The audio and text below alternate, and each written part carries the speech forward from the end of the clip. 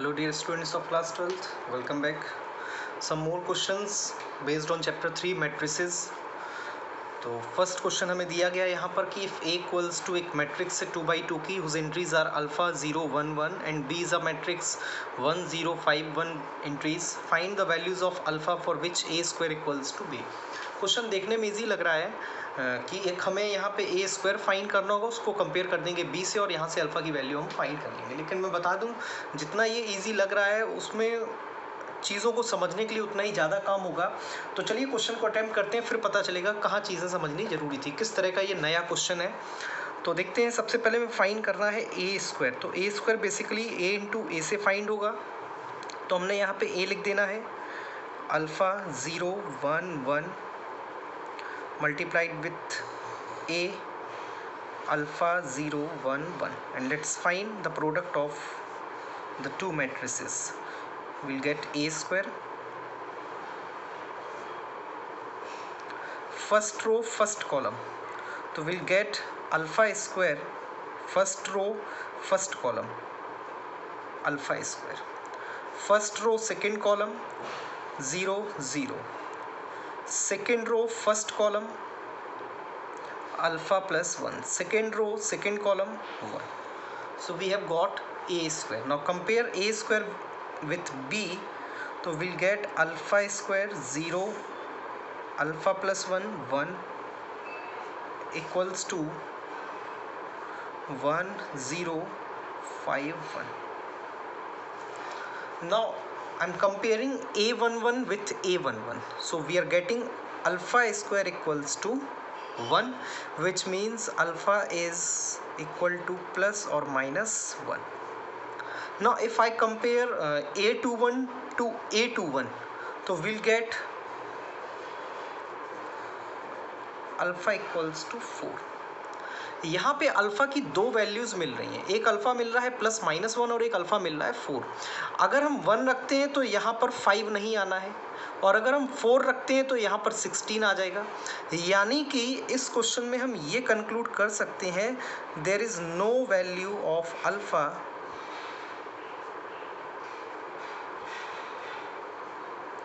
For which A square equals to B. बात को समझना ये है कि अल्फ़ा की दो वैल्यूज़ आ रही हैं और एक मैट्रिक्स में अल्फ़ा की दो वैल्यूज़ एग्जिस्ट नहीं कर रही हैं। अगर हम अल्फ़ा इक्वल्स टू 1 लेते हैं तो यहाँ पे तो 1 आ जाएगा, 1 का स्क्वायर 1, यहाँ क्या आएगा 2, लेकिन यहाँ पर क्या है 5। तो मैट्रिक्स कंपेयर नहीं हो रही है। और दो matrix, two matrices are said to be equal if all their corresponding elements are equal. तो करस्पॉन्डिंग एलिमेंट्स का इक्वल होना बहुत ज़रूरी है। यहाँ पर अगर अल्फ़ा 4 ले लेते तो यहाँ पर 5 आ जाएगा, लेकिन यहाँ पर क्या आएगा 16, जबकि यहाँ पर है कितना 1। तो इस तरह ऐसे क्वेश्चंस कभी कभी आ जाते हैं जिसमें कोई वैल्यू नहीं होती, और हम क्या करते हैं, हम क्वेश्चन को यहाँ से सॉल्व करना शुरू करते हैं और alpha square equals to 1 compare किया, alpha equals to plus minus 1, here is our answer. हम मान लेते हैं कि यहाँ पे हमारा आंसर आ चुका है। तो नहीं, आपको पूरी मैट्रिक्स को वेरीफाई भी करना जरूरी है कि क्या अल्फा की वैल्यू यूनिफॉर्मली यहाँ पर एग्जिस्ट कर रही है कि नहीं, और अगर कर रही है तो आप चेक करके देखिए कि क्या करस्पॉन्डिंग एलिमेंट्स की एंट्रीज वही आ रही है जो आपको यहाँ पे चाहिए या फिर कुछ और आ रही है। तो हमने देखा यहाँ पे एंट्रीज चेंज थी, तो इसलिए यहाँ पर अल्फा की ऐसी कोई वैल्यू नहीं हो सकती है जिसमें ए स्क्वायर इक्वल्स टू बी हो जाए। तो आई होप क्वेश्चन के फॉर्मेट से आपको क्या समझना है कि जरूरी नहीं है कि हर क्वेश्चन में आप कोई ना कोई वैल्यू निकाल के रखी दो, या आप इतना ज़्यादा इजीली इसको समझो कि यहाँ पे वैल्यू निकाल के हमने अल्फा की आंसर बता दिया, प्लस माइनस 1 आ गया। तो एक बार क्वेश्चन को पूरा देखना है और क्वेश्चन को क्रॉस चेक भी करना है कि उसका सॉल्यूशन आपने जो लिखा है वो सही है या नहीं है। तो आगे बढ़ते हैं अगले क्वेश्चन की तरफ। ये भी क्वेश्चन एक नया क्वेश्चन है। इस क्वेश्चन में हमसे बोला गया है कि इफ ए इक्वल्स टू एक मैट्रिक्स है 2/2 की 0 2 -3 4 and another matrix which is Ka, mind it, this is Ka, where K is some scalar quantity, then find K, A and B। तीन चीज़ें फाइंड करनी है, K फाइंड करना है, A find करना है और B फाइंड करना है। तो चलिए करते कैसे हैं इसको। मैं एक काम कर रहा हूँ कि ये मैट्रिक्स मुझे A दी गई है और ये मैट्रिक्स Ka दी गई है, तो मैं इस मैट्रिक्स में एक स्केलर क्वांटिटी K से मल्टीप्लाई करूँगा। तो पहले मैं मैट्रिक्स लिख लेता हूँ, A equals to 0 2 -3 and 4, multiplying with a scalar quantity k, तो we'll get Ka equals to what, 0 2k -3k 4k। और हमारे पास एक के ए ऑलरेडी है, तो हम कंपेयर कर देंगे दोनों मैट्रिसेस को। इक्वलिटी ऑफ मैट्रिक्स के कॉन्सेप्ट से हम दोनों को बराबर कर रहे हैं। 0 2k -3k 4k से इक्वल कर रहे हैं मैट्रिक्स को 0 3a 2b एंड 24। तो अब इसको कंपेयर कर रहे हैं तो कुछ रिजल्ट नहीं निकल रहा है। इसको कंपेयर कर रहे हैं तो के और ए में एक इक्वेशन आ रही है। इसको कंपेयर कर रहे हैं तो के और बी में इक्वेशन आ रही है। यहाँ पे जो A22 और A22 एलिमेंट्स हैं, इसको कंपेयर कर रहे हैं। ऑन कंपेयरिंग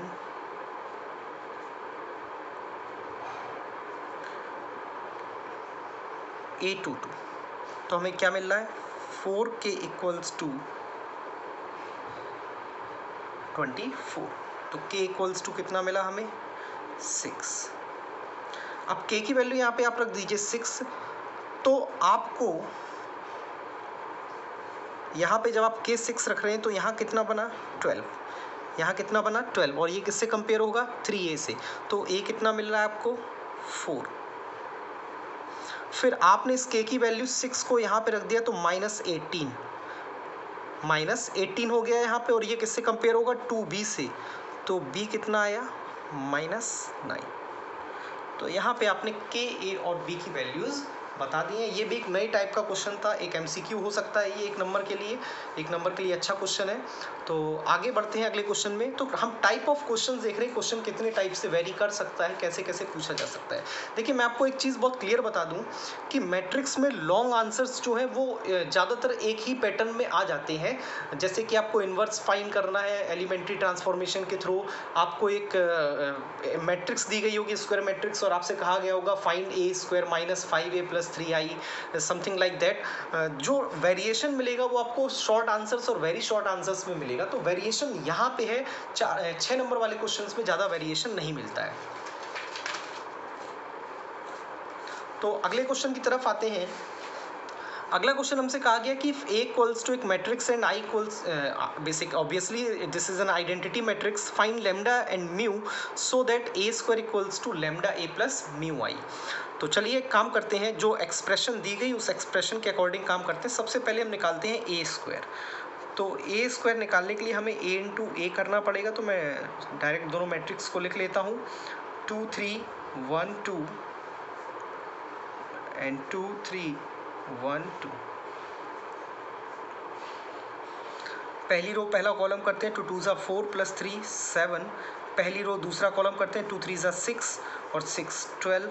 दूसरी रो पहला कॉलम 2 2 4 3 4 7।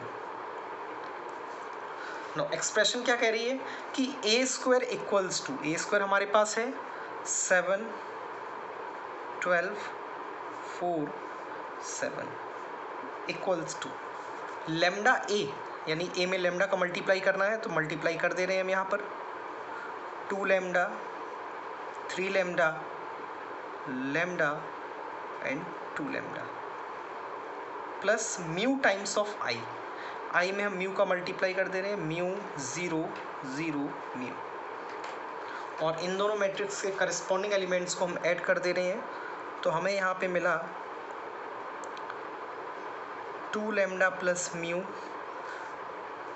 यहाँ मिला 3 लैम्डा, यहाँ मिला लैम्डा और यहाँ मिला 2 लैम्डा प्लस म्यू। और ये हमारा ऑलरेडी लिखा हुआ है 7 12 4 7। तो हम करस्पॉन्डिंग एलिमेंट्स को कंपेयर करेंगे तो केवल यहाँ पे चाहे तो इसको और इसको कंपेयर करें, यानी हम कंपेयर करें a12 को या a21 को। तो यहाँ से हमें लैम्डा की वैल्यू मिल रही है 4 दोनों तरफ से। लैम्डा की वैल्यू हमारे पास 4 आ चुकी है। अब हम चाहे a11 को या a22 को कंपेयर करें तो हमें यहाँ से म्यू की वैल्यू मिल जाएगी। और 2 लैम्डा प्लस म्यू हमारे पास 7 है। हमने यहाँ पे लैम्डा की वैल्यू रख दी है तो म्यू कितना आया? -1। एक बार और चेक कर लीजिए, यहाँ से भी 2 लैम्डा प्लस म्यू कितना आएगा? 7। तो यहाँ से म्यू कितना निकलने वाला है हमारा? -1। तो कुछ इस तरह से आपको लैम्डा और म्यू की वैल्यू दोनों यहाँ पे आ चुकी हैं। लैम्डा की वैल्यू 4 है और म्यू की वैल्यू -1 है। तो ऐसे और क्वेश्चंस देखेंगे, अगर मिलते हैं ऐसे क्वेश्चंस तो और क्वेश्चंस बताएंगे। आपको भी कोई डाउट हो तो ज़रूर पूछिए। तो इन क्वेश्चंस के टाइप्स को समझिए और ऐसे क्वेश्चंस को स्टडी करिए, ताकि आप इसमें वेरिएशंस को ज़्यादा समझ सकें कि मैट्रिक्स में शॉर्ट आंसर और वेरी शॉर्ट आंसर्स में वेरिएशन किस तरह से दिखाई देगा। तो I hope students this is enough for today. Thank you.